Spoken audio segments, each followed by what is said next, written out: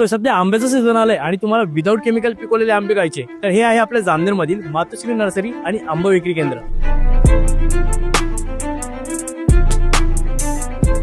गेल्या 20 वर्षापासून मातोश्री नर्सरी आणि आंबा विक्री केंद्र जामनेरकरांच्या जिभेचे लाड पुरवत आहे। इथले आंबे कोणतेही केमिकल न वापरता नैसर्गिकरित्या गवतामध्ये पिकवले जातात, त्यामुळे स्वाद आणि आरोग्य कायम मिळते। नेहमीप्रमाणे दर उन्हाळ्यामध्ये मी ह्या आंब्यांची वाट बघत असतो।